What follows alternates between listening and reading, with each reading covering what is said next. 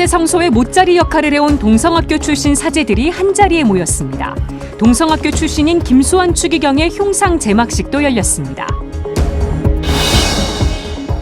고 이태석 신부가 활동했던 톤즈 한센인 마을에 이태석 신부의 이름을 딴 학교가 문을 열었습니다.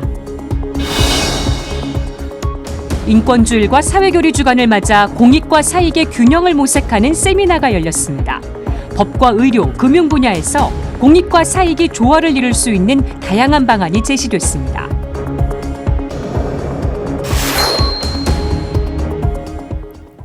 시청자 여러분 안녕하십니까? 12월 6일 화요일 CPBC 뉴스 시작하겠습니다.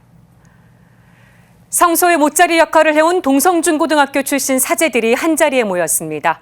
동성학교 출신인 고 김수환 추기경의 흉상 제막식도 열렸습니다. 김정아 기자가 보도합니다. 동성학교 출신 사제들이 한자리에 모였습니다. 올해 서품을 받은 새 사제부터 군종사제, 서품 40년이 되는 원로사목 사제까지 모두들 동성고등학교로 한 걸음에 달려왔습니다. 동성 출신 사제들이 모인 첫 번째 홈커밍데이. 홈커밍데이에선 동성학교 출신 고 김수환 추기경의 탄생 100주년을 기념해 흉상 제막식과 축복식이 거행됐습니다. 하나, 둘, 셋. 염수정 추기경과 정순택 대주교를 비롯해 전 동성고교장 곽성민 신부, 현 동성고교장 조영관 신부, 현 동성중교장 전민배 신부, 그리고 정홍식 총동창회장과 동성고와 동성중 학생회장이 제막식에 함께했습니다. 동성학교 출신 사제들은 선후배할 것 없이 모두 학창시절의 추억을 떠올렸습니다. 동성중학교 출신인 염수정 추기경은 기념미사를 통해 동성중고등학교가 가톨릭 중등학교로서 걸어온 100년을 기념하며 역사와 중요성에 대해 강조했습니다. 이 동성중고등학교는 한국천주교회사 안에서도 중요하게 다뤄질 필요가 있다고 생각됩니다. 왜냐하면 동성은 한국천주교회가 세운 최초의 중등교육기관이고 또 일제강점기까지 우리 천주교회의 유일한 중등교육기관이었기 때문입니다. 지금까지 동성이 배출한 사제 수는 190여 명. 동성이 가톨릭 학교로서 걸어온 100년의 역사 안에서 가장 뛰어난 업적 중 하나는 사제 성소의 보고로서 많은 훌륭한 사제들을 배출한 일이 아닌가 이렇게 싶습니다. 염추기경은 동성고 예비신학생반 학생들이 서품 받는 내년부터 15년 뒤에는 300명의 사제가 배출되기를 기대했습니다. 우리의 모교 동성중고등학교가 하느님 보시기에 좋은 훌륭한 가톨릭 학교로서 계속 발전해 가도록 함께 기도했으면 합니다. 한편 이날 행사에선 염수정 추기경의 8순기념 축하 행사와 만찬도 진행됐습니다. CPBC 김정아입니다. 아프리카 남수단의 작은 마을 톤즈에서 사랑과 헌신의 삶을 살았던 고 이태석 신부. 톤즈 한센인 마을에 이태석 신부의 이름을 딴 학교가 문을 열었습니다. 윤재선 기자입니다. 남수단 톤즈의 라이총 마을. 톤즈에서 차로 40분 정도 떨어진 이 한센인 마을에 지난 4일 이태석 초등학교가 문을 열었습니다. 올해 봄 남수단 정부의 지원이 끊겨 문을 닫은 공립초등학교를 이태석 재단이 직접 운영하기로 한 겁니다. 교사 월급과 학습기자재, 학비를 재단이 지원하는 대신 학교 이름을 이태석 초등학교로 변경해달라는 조건을 남수단 주정부가 받아들인 결과입니다. 신부님 이름이 들어가야 된다. 왜냐하면 그 아이들에게 이태석 신부님이 한센인 마을에 어떤 일을 하셨는지를 좀 기억을 해야. 이태석 초등학교엔 교사 5명과 직원 3명이 근무합니다. 유치원생 34명과 초등학생 100명이 다니는 학교지만 건물은 달랑 한 동뿐입니다. 아직은 열악한 환경이지만 이태석 신부를 기억하고 사랑의 정신을 이어나가는 데는 별 문제가 없을 거라고 말합니다. 후원자분들이 사랑이 계속 모아지고 있기 때문에 그렇고요. 두 번째는 뭐냐면은 학교를 폼나게 보여주는 학교가 아니라 그냥 신부님의 사랑을 아이들이 기억하게 하는 정도이기 때문에. 예수님은 이곳에 성당이 아니라 사랑의 학교를 세우셨을 거라고 말했던 생전의 이태석 신부. 한센인 정착촌 라이총 마을 아이들을 향한 이 신부의 사랑은 각별했습니다. 한센병 환자다 보니까 이게 소외돼 있잖아요. 그래서 거기서 이렇게 아이들을 가르쳤는데 제가 듣기로 신부님이 거기서 그 성경 공부를 시켰다고 그래요. 네, 그래서 이 학교를 하는 마당에 신부님이 가장 그 사랑을 나눠줬던 곳이고 또 공부를 시켰던 곳, 그곳을 좀 그 교육을 이어가도록 하는 게 좋을 것 같다. 생전의 이태석 신부는 매일 한센인 마을을 찾아 환자들을 돌보고 아이들을 가르쳤습니다.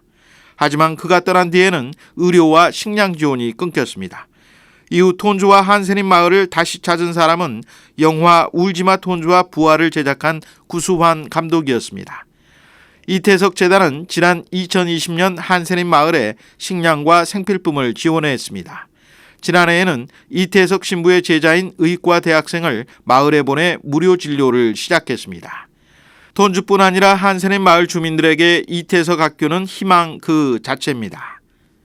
거의 이태석 신부님은 톤주 마을에서는 정말 어떤 희망적인 존재예요. 그래서 재단이 톤주 마을에 관심을 갖고 지속적으로 후원을 해야 된다고 생각한 거거든요. 그래서 저는 그 학교에 이제 주민들이나 이런 분들이 이번 학교를 통해서 뭔가 또 새로운 희망을 가질 수 있지 않을까.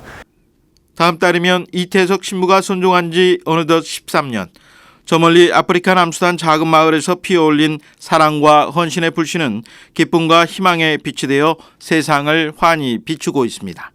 CPBC 윤재선입니다. 한국천주교회는 대림제 2주일을 인권주일이자 사회교리 주간으로 보내고 있습니다. 주교회의 정의평화위원회가 이를 기념해 공익과 사익의 균형을 모색하는 세미나를 열었습니다. 법과 의료, 금융 분야에서 공익과 사익이 조화를 이룰 수 있는 방안이 제시됐습니다. 장현민 기자가 취재했습니다. 사회가 복잡해질수록 개인의 이익과 공공의 이익이 충돌하는 사례가 늘고 있습니다. 쓰레기 소각장이나 화장장 등 기피시설 설치를 둘러싼 갈등이 대표적입니다.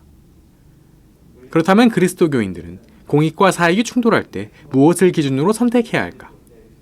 인권, 사회교리 주간을 맞아 공동선 증진을 위한 사익과 공익의 조화는 가능한가를 주제로 세미나가 열렸습니다. 주교회의 정의평화위원장 김선태 주교는 인사말에서 사익과 공익의 조화를 통한 공동선 실현을 강조한 교회의 가르침을 전했습니다. 진정한 공동선은 개인적 권리뿐만 아니라 사회적 의무와의 균형 있는 조화를 요구합니다. 공의에는 어떠한 집단이든 다른 집단의 요구와 정당한 열망, 더욱이 인류 가족의 공동선을 고려해야 한다고 강조합니다. 교회는 공동선을 사람들을 완성에 도달하게 해주는 사회적 조건의 총화로 정의합니다. 하지만 최근 우리 사회에선 공동선 실현의 조건인 공익, 사익 간의 균형이 무너지고 있다는 지적이 나옵니다. 박동호 신부는 기조 강연에서 우리 사회는 사적 소유권이 절대적이라고 믿는 경향이 있다며 사적 소유권은 공동사용권을 실현하기 위한 수단의 하나라고 강조했습니다. 우리가 생각하는 경제에 있어서 부의 축적은 목적이라고 자꾸 주장을 하거나 그렇게 믿거나 거의 신령화되고 있는 것 같거든요. 부의 축적은 어디까지나 사람과 공동체의 복지를 위한 수단 아니면 빈곤을 예방하는 수단이다. 목적과 수단이 뒤바뀌는 일이요. 실생활에서 공익과 사익이 충돌할 경우 해결책을 찾으려는 노력도 이어졌습니다. 장진환 한국형사법무정책연구원 부연구위원은 법적으로 공익과 사익이 충돌할 경우 비례성 원칙에 따라 해결할 것을 제시했습니다. 과잉금지 원칙으로 불리는 비례성 원칙은 목적의 정당성과 법익의 균형성 등을 따져 결정하는 것을 의미합니다. 다만 장 의원은 비례성 원칙은 최후의 선만 확인해준다며 개별 사건마다 믿음, 사랑을 바탕으로 공동체 중심의 가치 판단을 내려야 한다고 촉구했습니다. 구체적인 개별적인 판단할 때 결국 그건 가치관의 판단 문제로 비교될 수밖에 없습니다. 그리스도의 이제 가르침을 보면 결국 가장 강조하는 게 뭡니까? 인간에 대한 믿음과 사랑입니다. 그죠? 그리고 이게 인간 존엄과도 연결됩니다. 건강권 실현을 위한 보건의료단체연합 정형준 정책위원장은 현 의료 서비스가 생명의 가치가 화폐 가치로 환산되는 구조라고 지적했습니다. 정 위원장은 이어 보건, 재난의료 체계는 공동선 추구 목적에 따라 비영리적으로 운영돼야 한다고 제안했습니다. 또 이원재 랩 2050 전 대표는 기후위기와 전 세계적인 불평등이 발생한 원인을 금융으로 대표되는 사익 중심주의에서 찾으며 그 대안으로 떠오른 ESG를 소개했습니다. CPBC 장현민입니다. 우리나라의 혼인율과 출산율이 계속 떨어지고 있습니다. 걱정스러운 일이 아닐 수 없는데요. 혼인과 출산의 의미를 되새기고 교회의 역할을 모색하는 자리가 마련됐습니다. 김형준 기자입니다. 지난 2021년 한 해 우리나라에서 결혼한 부부는 모두 19만 3천 쌍입니다. 전년과 비교해 9.8% 줄었고 혼인 건수가 처음으로 20만 건을 밑돌게 됐습니다. 동시에 국내 합계 출산율도 올해 3분기 기준 0.79명으로 지속적인 감소세를 보이고 있습니다. 가정과 그 결실인 생명이 위기에 처했다는 평가까지 나오는 상황. 주교회의 가정과 생명위원회가 혼인은 선물이라는 주제로 정기 세미나를 열고 머리를 맞댔습니다. 주제 발표에 나선 인천 가톨릭대 교수 유성현 신부는 우리나라의 가정과 출산 현실을 짚고 교회의 적극적인 역할을 강조했습니다. 사회에서는 가족의 형태가 조금씩 변화하고 있고 체외 수정과 인공 수정에 대한 정부의 지원은 확대되고 있습니다. 하지만 교회는 창조 질서에 반하는 이러한 풍조를 경계합니다. 유 신부는 이 사이에서 발생할 수 있는 삶과 신앙의 분리를 막기 위해 교회의 실질적인 도움이 필요하다고 제언했습니다. 의료적, 제도적, 경제적 지원은 사람들 가까이에 있어야 합니다. 그렇지 않으면 그들이 원하는 삶은 정부 정책의 도움을 받고 마음의 안정과 위로만 교회의 도움을 받는 것과 같이 자연스럽게 삶과 신앙은 분리될 것입니다. 주님 뜻에 따라 가정을 이루고 행복하게 살아가는 부부들의 사례 발표도 이어졌습니다. 대학 시절 캠퍼스 커플로 만나 대학원생의 신분으로 결혼을 결심한 김성희 정규영 부부. 이들은 모든 성향이 정반대이지만 함께 어려움을 헤쳐간 이야기를 유쾌하게 풀어내 눈길을 끌었습니다.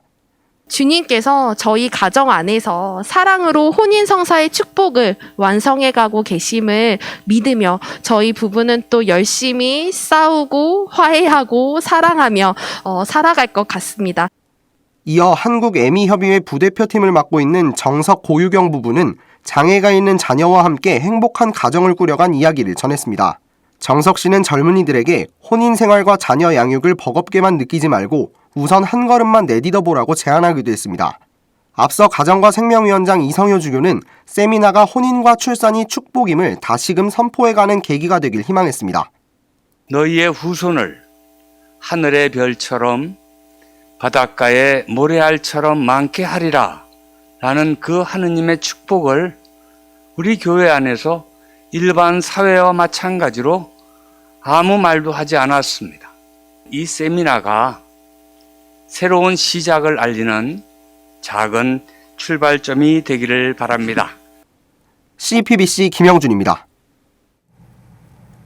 이상으로 CPBC 뉴스를 마칩니다. 시청해주신 여러분 고맙습니다.